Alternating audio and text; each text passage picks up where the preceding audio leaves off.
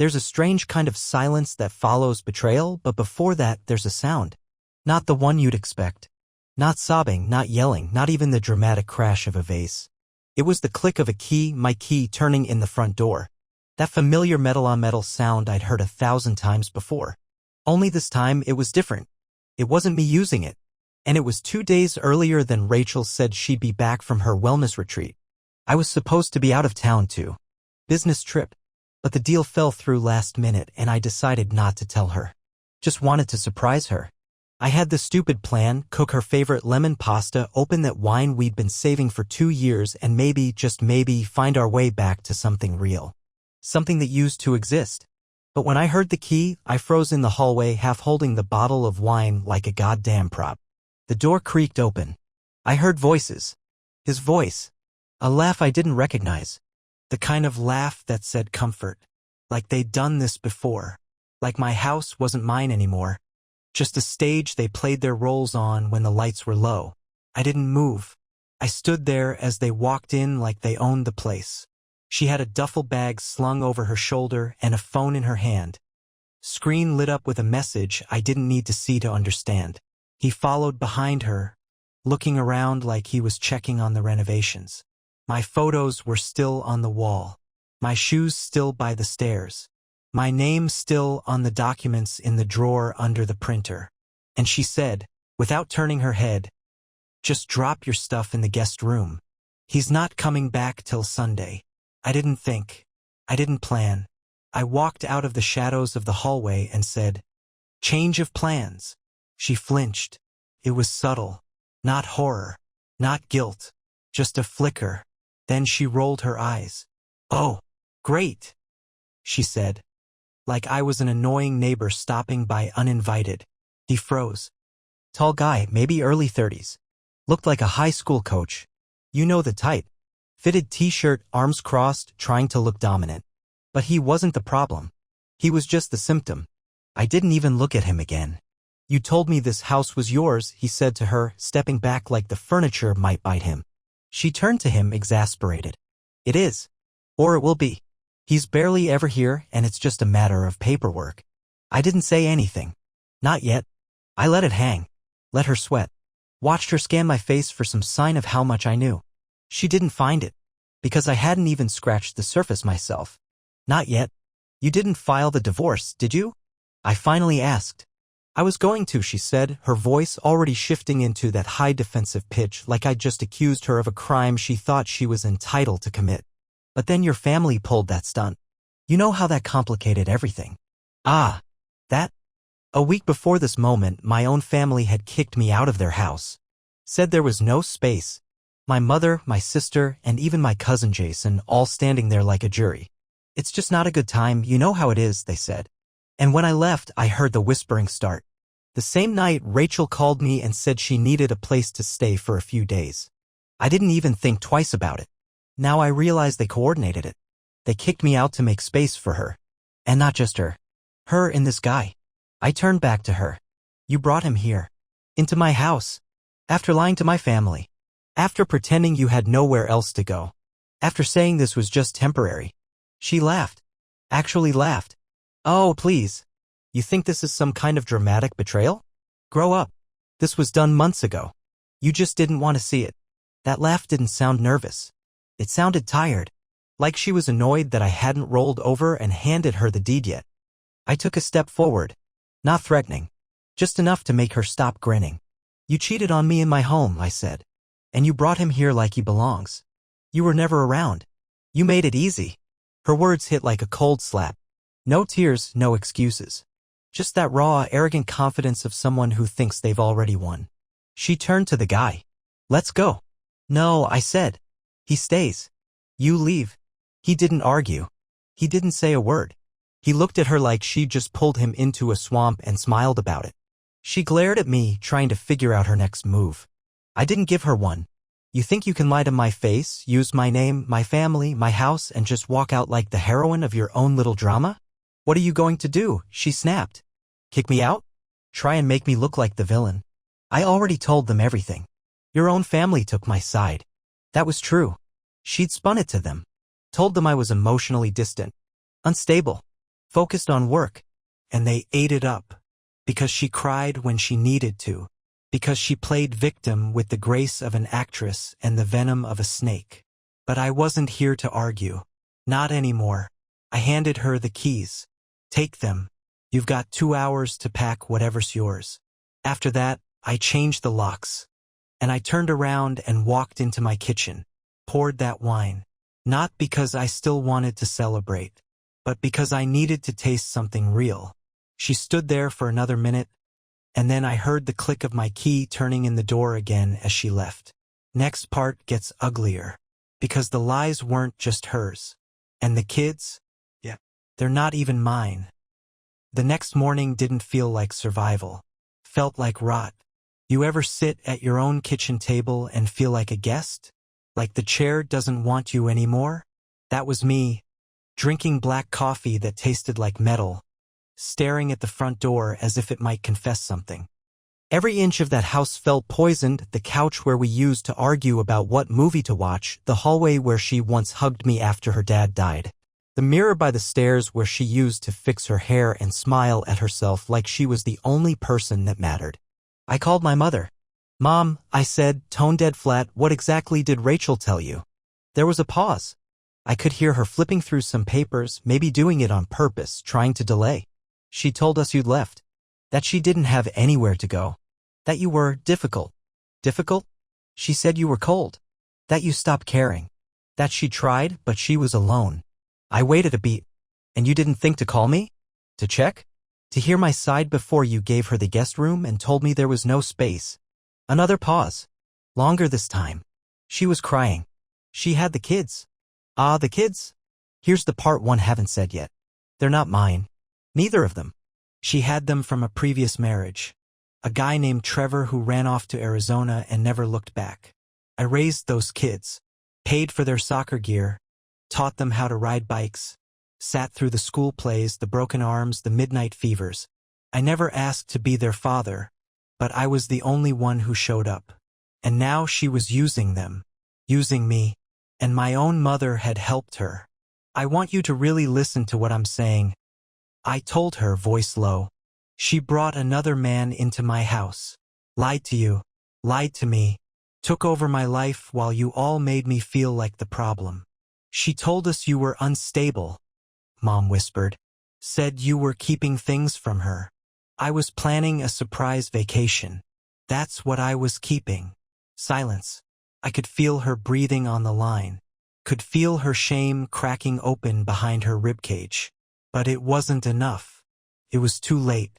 "You didn't believe me," I said. "And you didn't ask. You let her into our family like she owned it. She said she was filing for custody. She can't file for custody of children that aren't mine." That landed like a hammer. "She told us you adopted them," my mother said quietly. "No, I didn't. I offered. She refused. Said she wanted to keep her legal independence. Remember that? You all thought it was so empowering. And now she's trying to steal the house using them as leverage. She wouldn't." She already tried. I found a draft of a petition in her email. She was going to say I abandoned the family and claim the house as her primary residence for the sake of the children's stability. Even though they're not mine, and she doesn't even have full custody from Trevor. My mother started crying. But I wasn't done yet. That afternoon, I got a message. A number I didn't know. Just an address and the words, "You need to see this. Come alone." I should have ignored it. But everything inside me said no, that this was the next piece. So I went. I drove 40 minutes to some suburban street I'd never seen before. Parked near a duplex. Knocked on the side door. A woman answered. "You don't know me," she said. "I'm Megan. I'm the sister of the guy she brought to your house." I didn't say anything. "She's been doing this for a while," Megan continued. "He's not the first. Just the first dumb enough to move in. She's playing some kind of long game." She led me inside. Showed me screenshots.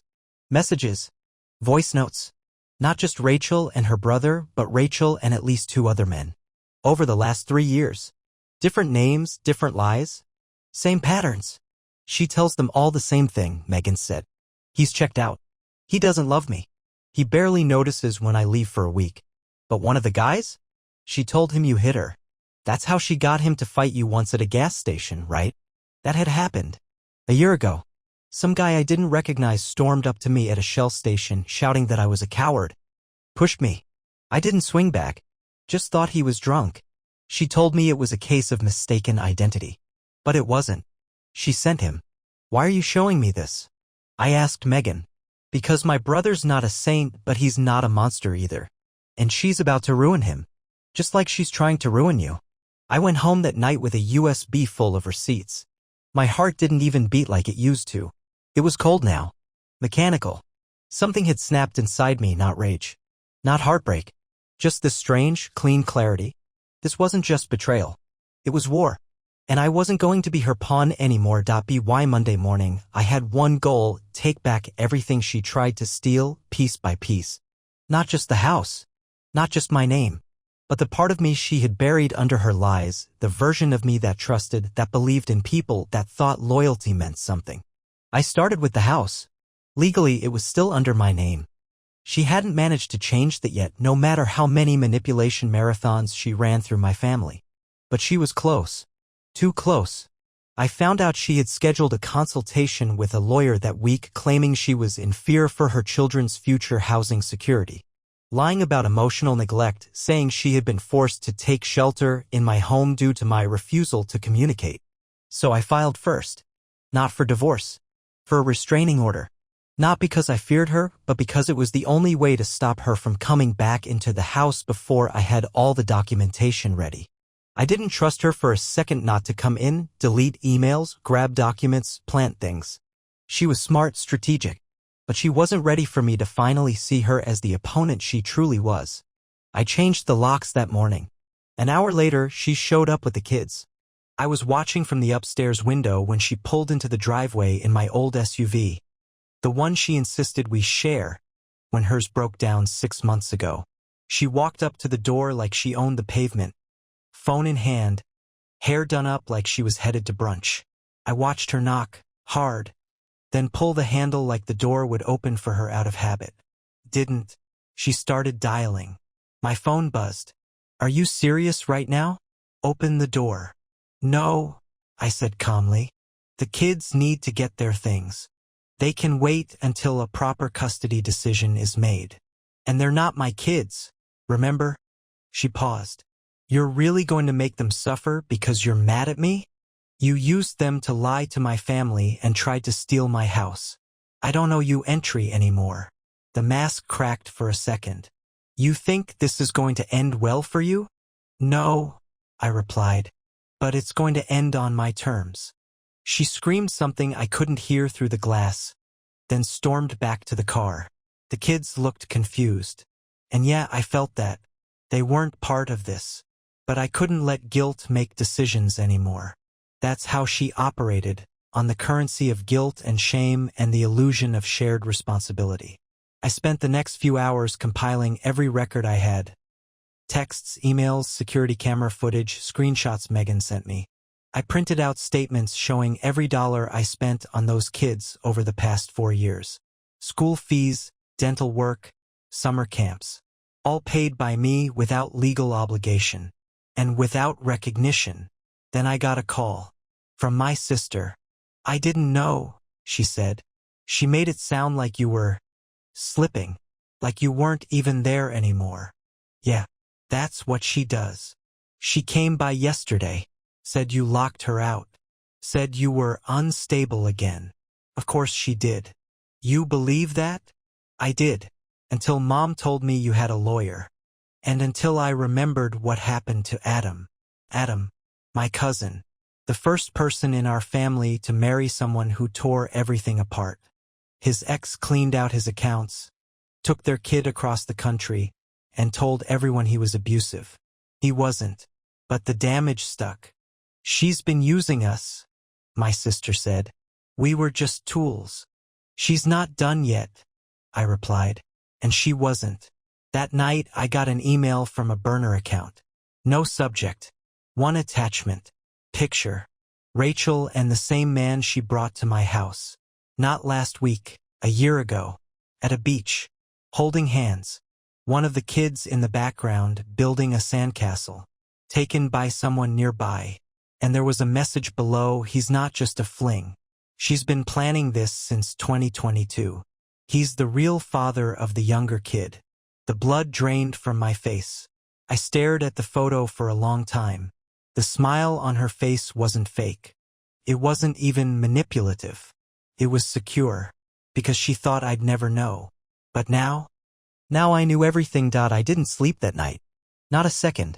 I lay there in the dim orange light bleeding through the blinds, holding my phone like it was a detonator. That photo changed everything. Not just because of the man, but because of the kid. Her youngest, the boy with the same eyes I always thought were just a fluke, a mix of traits from her side. The same boy I taught how to ride a bike, who called me dad for 3 years straight. If he wasn't mine, biologically or legally, then she had lied to me every single day of his life. And it wasn't a one-time mistake. That wasn't a hotel fling. That was a relationship. A second life. One she built while using mine as her safety net. I couldn't sit still anymore. I drove. No destination. Just motion. Past the closed stores, the 24-hour gas stations, the silent neighborhoods. The world looked too peaceful for the chaos boiling in my chest. Around 2:40 a.m. I pulled into a parking lot behind a pharmacy and called Trevor. Her ex. He answered like he'd been waiting for this call since 2018. "Hello? It's me," I said. "We need to talk. Now." He paused, then sighed. Yeah, we really do." Turns out, Trevor knew about the other man. Had known for years. He and Rachel had been in contact again. Not romantically. Strategically. She was trying to use him too. Claiming she needed his signature to move custody into her name alone. Said it would stabilize the kid's future. That I wasn't consistent. That I didn't want to be involved anymore. "She told me you were out of the picture," Trevor said. "Said you bailed. But then I saw pictures of you at school functions. So I kept quiet and waited." I told him what I'd found. The picture. The timeline. The paternity possibility. "I always suspected," he said. "But she swore. Said the timing was wrong. I didn't push. She told me the kid was yours. She told me he was yours." There was a long silence between us. Two men who had both built lives around a woman who treated loyalty like currency, only valuable when spent on her. Trevor offered to help. Said he'd come to town, speak to a lawyer, clarify custody agreements. Said he didn't want her having full legal claim over either kid anymore. "I won't let her use them like that," he said. "Even if it means I get dragged back into all this."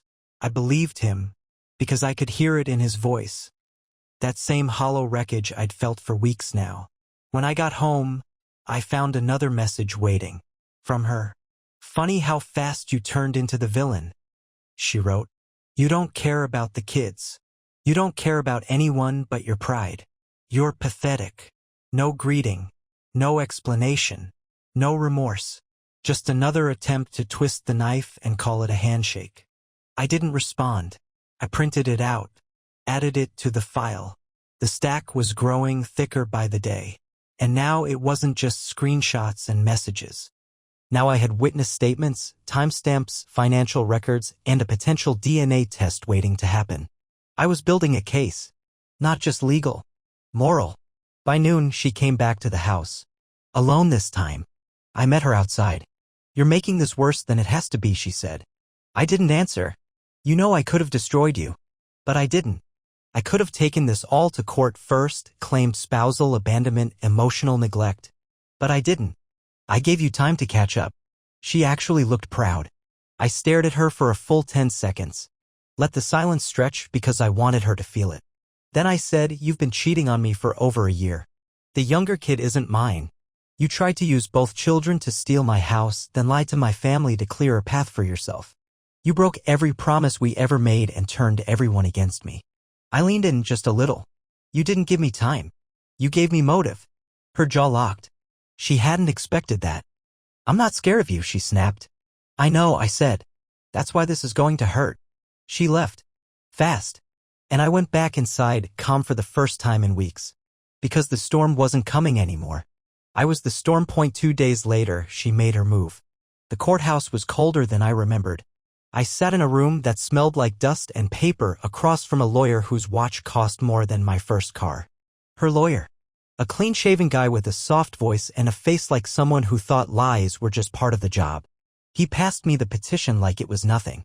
Emergency hearing for temporary occupancy of the residence. Filed on behalf of Rachel for the sake of the children's stability. She was claiming I'd abandoned the marital home, left the children in emotional disarray, and caused irreparable damage to their psychological health by suddenly and aggressively locking them out of their known environment. It was a full performance. Photos of the kids looking sad on the front steps. She must have staged it. A fabricated text thread she'd printed where it looked like I told her to stay gone for good. But it wasn't my number. It was spoofed. I knew it, but it looked real. And she counted on the judge not caring about nuance. And then I saw the name on the witness list. Jason, my cousin, the same one who didn't have space for me when she needed a place to stay. She brought him in, told him what to say, promised him God knows what, but I didn't break. I sat in silence as her lawyer painted me as a ghost. A cold, disconnected man who emotionally retreated from his wife and children, leaving her to pick up the pieces. I didn't blink as he quoted fake texts and referenced past instability, using vague language meant to plant seeds of doubt in the judge's mind. Then it was my turn. I passed the judge a folder. Clean, organized, over 100 pages. The first 20 were screenshots, Rachel's messages to other men. Time-stamped. Overlapping months she claimed we were rebuilding. The next 20 were bank records proving I paid every school fee, every dental visit, every therapy appointment. I wasn't absent. I was financing the family she pretended to hold together. Then came the emails. Her plans to move the kids into the house permanently, change the locks, transfer the deed. And finally, the photo. The one from the beach? Dated. Geotagged. With the man she said was just a friend holding her hand while their son played in the sand. The judge didn't say much. Just nodded. Made notes. But I saw something in her eyes. Recognition. Maybe even disgust. After the hearing, I didn't go home. I drove straight to Jason's place. He opened the door looking like he expected a punch. I didn't give him one. What did she promise you? I asked. He didn't answer right away. She said you were melting down. Said you were going to ruin everything and that the kids needed stability. She told me if I helped her, she'd make sure the house stayed in the family. You mean my house? He looked down. Yeah. Do you even know what she's doing? I asked. She's playing you, just like she played me. And Trevor. And probably the guy she's seeing now. You think you're on her team? You're a chess piece. And you're not even a knight. You're a pawn she's using to box me in. He tried to apologize. I didn't care. You testified against me, I said. Family doesn't do that. Then I walked away. Back at the house, I got a message from Megan, the sister of Rachel's side guy. She'd pulled some strings. Sent me a screenshot from a parenting forum Rachel used under a fake name. In it, she bragged about her plan. Said she was 3 steps from locking down the house permanently, and that once it's under my name, I'll ghost him completely. I've done it before. She'd done it before. This was her pattern. And this time she picked the wrong man, because I wasn't going to fight her the way others did. I wasn't just going to survive this. I was going to bury her story with the truth publicly. It all started unraveling faster than I thought it would. The truth has momentum. Once it starts rolling, it doesn't stop, especially when you stop protecting the people who've weaponized your silence. That night, I uploaded everything. I created a digital folder, open access, no passwords. Every screenshot, every message, every timestamped image, every receipt, every fake text she crafted, the burner accounts, the emails from the lawyer she lied to, the parenting forum post where she laughed about using children and exes like disposable tools. I blacked out names that weren't necessary but not hers. Not anymore. Then I sent the link to every single person who had turned their back on me. My mom. My sister. Jason. Her friends who used to give me side eyes at family dinners. Even her boss, because yes, I found out she used a work laptop to communicate with at least one of the men. If she wanted war, she was going to get every inch of the battlefield. At 6:42 p.m., the calls started. First was my mother. She was sobbing. Couldn't even form a full sentence. How did we not see it? How could she? We believed her. I didn't say because you wanted to. That would have been too easy. You saw what you wanted to see, I told her. You listened to her tears and ignored mine. You let her rewrite the story while I was still bleeding. Next came Jason. Man, I didn't know. I didn't know it was that bad. You knew enough to lie under oath. He stammered. I thought she was protecting the kids. You testified against me over a woman you barely know, because she cried on your couch. I'm sorry. I don't need your apology, I said. I need you to understand you're not family anymore. Then I blocked him. By midnight, Rachel called. Finally, I didn't answer. Let her scream into voicemail. You think this changes anything? You think your little files are going to fix what you broke? You humiliated me. You'll regret this. You think you've won, but you don't even understand what you've started. It wasn't the voice of someone remorseful. It was the voice of someone cornered. I knew that tone. I'd heard it once when she was caught lying to her friend about where she was the night before. Her instinct wasn't to apologize, it was to attack. That was her nature. She didn't admit. She didn't reflect. She destroyed and then played victim in the ashes. I took her voicemails. All of them. Paired them with her parenting forum post. The screenshot of the email she wrote to a lawyer saying she planned to accuse me of abuse if needed to secure occupancy. Then I sent it to my lawyer. Time to build the countersuit, I said. Defamation. Fraud. Emotional distress. Attempted property theft. False testimony. He called me 10 minutes later. Are you ready for this to get public? I'm counting on it. Because here's the thing, I had stayed silent for too long. I protected her image, her fake narratives, her crocodile tears. I made excuses for the way she spun everything to make herself the victim. But now, I wasn't playing defense anymore. I was burning the stage she built her performance on. The next morning, the school called me. They had seen the file. Megan had sent it to them, not me, but they were concerned. Rachel had listed me as the legal guardian for school documents. The same guardian she told the court was absent. The same guardian she claimed had no interest in parenting. The school didn't want to be involved. But now they had to be. Because Rachel had lied on state paperwork. That's perjury. By noon, I was at the school office signing withdrawal papers. And the principal said quietly, we always wondered. He never really looked like you. I nodded. He's not mine. I got in my car and sat there, hands still on the wheel. Then my phone vibrated. One new message. From Rachel. Just 2 words. He knows. I stared at the screen, and for the first time since this hell began, I actually smiled. Because I wasn't sure if she meant the boy knew who his real father was, or if she meant him. The man from the beach. Either way, she was finally cornered. And I wasn't done yet. 2 days after the school withdrawal, I got a knock at the door. It was him. The man from the beach. He didn't look like I expected. Not smug. Not ashamed. Just tired. The kind of tired that goes down to the bone. The kind that comes from realizing too late that you've been living inside someone else's fantasy, thinking it was your own life. I need to talk to you, he said. No introduction. No pretense.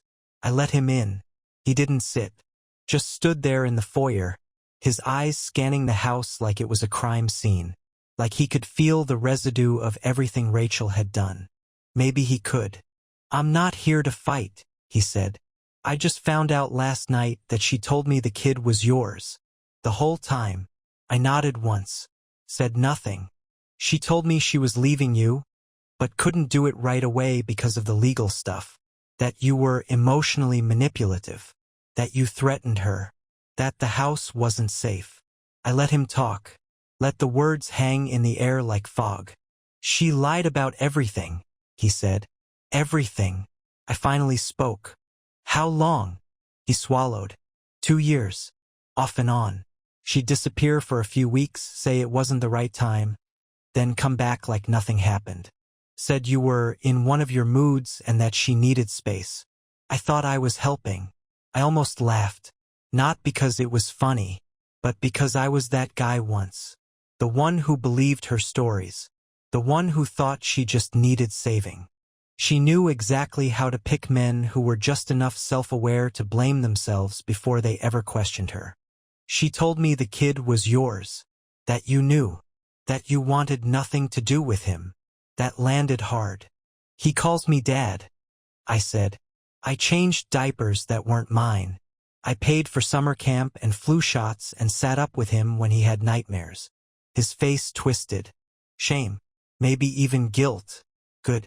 She used me, he said. And I let her. Then he handed me something. Folder. It had copies of their messages. Hundreds of them. Dating back over a year and a half. Conversations where she told him about her plan. How she was going to phase me out slowly. That she was documenting behavior to make it easier to file for full house ownership. That if he stayed patient, the place will be ours by next year. He pointed at the last message. Sent just 4 nights ago. Don't worry. He's too passive to fight back. I looked at him. You're not doing this out of justice. You're doing it because she lied to you. He nodded. I'm not proud of that, but I want to do something right. Even if it's late. I took the folder. He left without asking for anything in return. The next day, I had a meeting with my lawyer. We drafted 3 letters. One to Child Protective Services, highlighting Rachel's pattern of deception and emotional manipulation involving the children. One to her employer, documenting misuse of company equipment and time for personal schemes. With proof. And one to the State Bar Association because her lawyer knew some of this. Not all, maybe, but enough to question why he kept filing these motions without doing due diligence. By that evening, Rachel called again. But she wasn't screaming this time. She was calm. Controlled. Calculating. I think we need to talk, she said. I didn't answer. I'm willing to walk away. Quietly. If we settled the house in my name. That was her last card. The calm offer. The fake olive branch. She thought if she took the drama out of it, I'd fold. Thought I'd rather buy silence than keep swinging. But she misunderstood something very fundamental. I wasn't negotiating anymore. So I told her, we're going to court. Publicly. You built this stage, and now I want everyone to see your final act. She didn't reply. Not then. But the next morning, she filed a motion to withdraw her occupancy request. And just like that, her case cracked. But she wasn't done trying to survive. She just hadn't realized. I wasn't finished either. It was quiet for 3 days. No calls. No threats. No fake apologies. No flying monkeys sent through friends or family to guilt me into dropping everything. For the sake of peace. Felt wrong. Not peaceful, unnatural. Like the eye of a storm right before the final collapse. I didn't trust it. She hadn't disappeared. Rachel was many things, but she was never one to go down quietly. On the 4th morning, I found out what she'd been doing in the silence. She had emptied a storage unit. Not just any unit, mine. One I'd forgotten she had access to, back from the early days of the pandemic when I was moving office equipment and old family stuff. I had stored documents there, backup hard drives, childhood mementos, tax files, receipts. And she'd taken nearly all of it. I only found out because the storage company called to confirm her final pickup. I drove straight there. The manager looked uncomfortable. He knew something was off. She had the key, he said. She was on the access list. Not anymore, I said. Who was with her? She was alone. But she wasn't normal. What do you mean? She was frantic, ripping open boxes. Didn't even take the furniture. Just the documents, files, anything with labels. Panic wasn't the word for what I felt. It was rage-coated in ice. Because I knew what she was doing. Damage control. She didn't care about furniture. She wanted leverage. Insurance. Something she could twist or fake or use to throw shadows over everything I had laid out. And with how methodical she was, I wouldn't be surprised if she planted something among the documents to find later. Something she could wave in court and say, "See? He's unstable. He's hiding something." But this time I was ready. I went home, logged into my cloud storage, and pulled up the synced backups. Thankfully, I digitized most of the paperwork months ago. I'd forgotten I had, but habit saved me. I spent the next 6 hours cataloging what had been taken. I recreated the timeline. I found 3 documents with fake edits, scans of old text messages that didn't match the original dates. She had changed the year on one. Poorly. The metadata still showed the original timestamp. Then I got an email from my lawyer. Subject line, "She's trying to pivot." Inside, a copy of Rachel's latest petition. She was requesting a mediation hearing. No longer trying to win the house outright, now she wanted a fair and neutral agreement. She suddenly believed the children's interests are best served by shared understanding and that past miscommunications could be resolved amicably. Translation? She realized her case was rotting from the inside. The guy from the beach had given me too much. Jason and my mom were both backpedaling their support. And the forum post, paired with the voice messages and the spoof texts, it painted a picture she couldn't unpaint. But mediation wasn't just a white flag. It was bait. She wanted me to show up, sit across the table, and negotiate. Not to make peace, but to control the narrative. She'd cry, twist phrases, play both victim and martyr. She'd try to plant doubt in the room. Make me look like the cold, vengeful husband holding onto a house out of spite. But she didn't understand something essential. I wasn't looking to win a prize. I was looking to burn the script she'd written. So I declined mediation. My lawyer filed a counter-motion, not just for property rights, but for reputational damages. And that's when the real message came. Not a text. Not an email. A knock at my door. It was her. In person. Unannounced. Standing on my porch in a raincoat, holding a manila envelope, looking like she'd aged 10 years in a week. "I just want to talk," she said, her voice soft. Rehearsed. I didn't move. Didn't blink. "You've said enough," I said. "I was scared," she whispered. "Not of me," I said. "Of losing. That's what scares you." She held up the envelope. "It's a letter. Just read it. Please." I didn't take it. I didn't even look at it. "You've written enough stories," I told her. "I'm done reading them." Then I closed the door. Through the window, I watched her stand there for a few seconds. Frozen.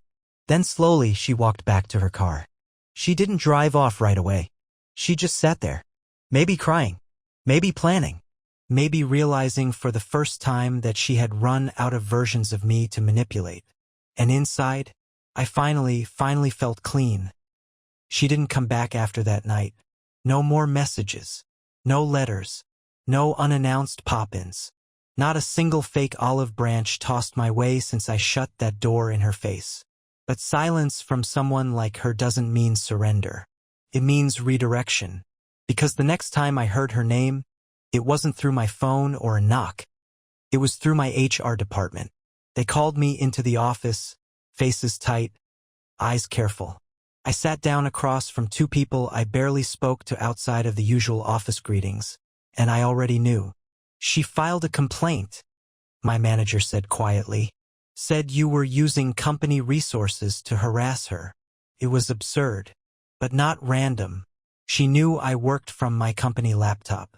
She knew I stored files for court there, and she guessed I downloaded some of her messages or audio clips using company bandwidth. And she was right. What she didn't know was that I had already disclosed everything to our legal department weeks ago. I had nothing to hide, but she tried anyway, hoping to hit where it hurt. They cleared me after a single meeting. My digital logs were clean. No threats, no unprofessional behavior, no evidence of her claims. Just a woman grasping at the edges of a life she no longer controlled. But that wasn't the only fire she tried to light. That same week, I got a letter from Child Protective Services. Anonymous report. Claims of neglect. Unsafe living environment. Sudden emotional instability by the male guardian. They were required to investigate. When the woman from CPS showed up, clipboard in hand, I let her in. Walked her through the entire house, calm, clear, unshaken. I showed her the kids' old rooms, the medical records, the photos. I explained carefully that I was not the legal guardian, that the children were not biologically mine and no adoption papers existed. I showed her the withdrawal records from the school, and then I handed her a copy of Rachel's forum post. She read it in silence. then asked me, does she understand these aren't her chess pieces anymore? She thinks the game isn't over, I said. She's wrong. The report was closed in 2 days. Unfounded. Case dismissed. But the damage wasn't in the results. It was in the attempt. She was desperate. Wild.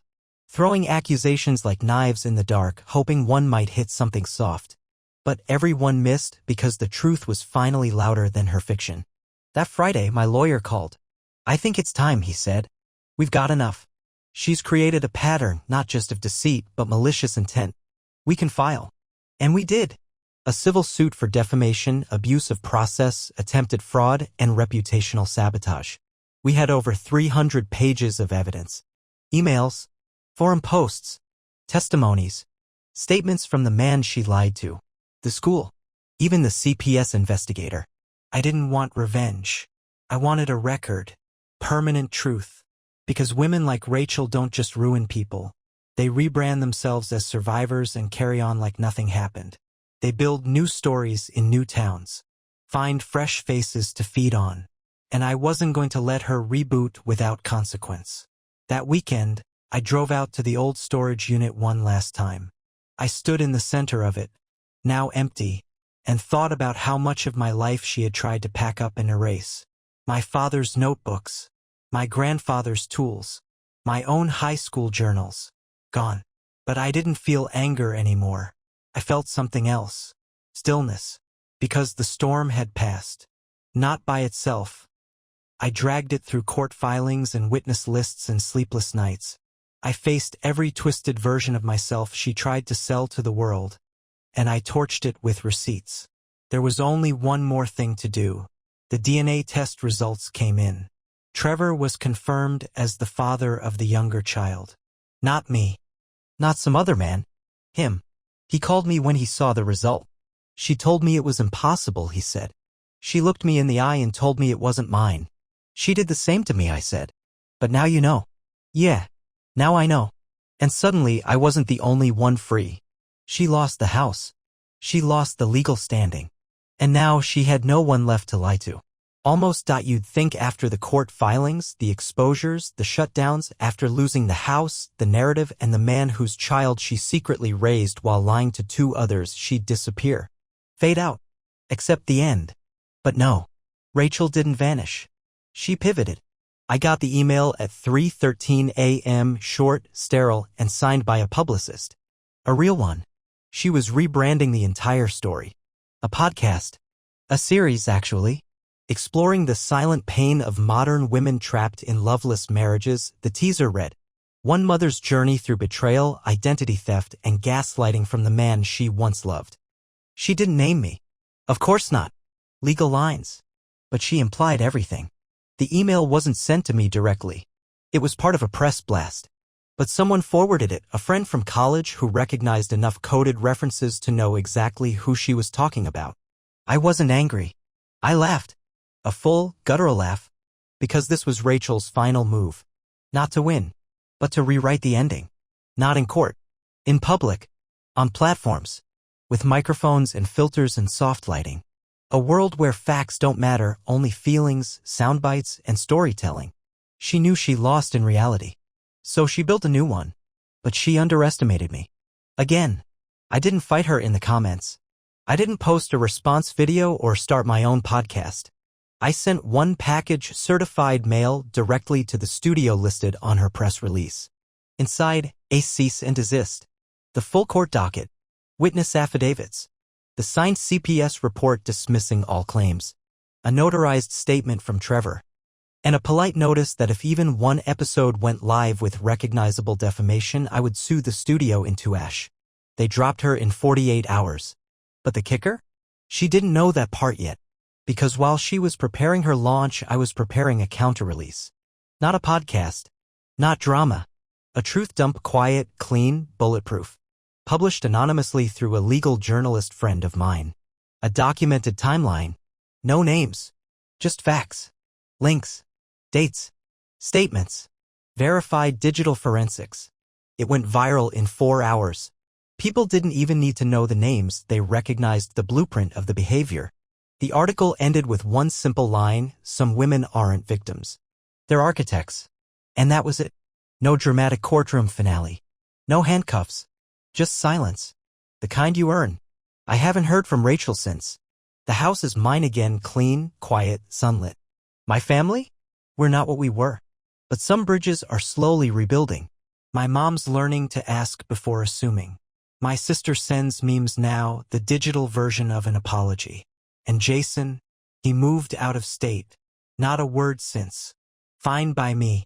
Trevor got custody rights reinstated. He's rebuilding too. Trying to undo years of chaos. Trying to be a real dad now that the truth is out. We even met for coffee. Two men who were almost erased by the same woman. Now quietly grateful we weren't. And the kids? They're okay. Not perfect. Not untouched. But okay. I still check in. I'm not their dad, not legally, not biologically, but I was present. They know that. One day that's going to mean something. So here's my advice if you're still reading this. If someone shows you the edge of the knife, believe them. If you catch them in one lie, don't wait for 10 more to confirm your gut. And if your own family betrays you for the sake of convenience, build your own family out of truth. It'll be smaller, but stronger, and far, far harder to tear down. This wasn't just about a cheating wife. This was about reclaiming a life. And I did. Every damn piece of it.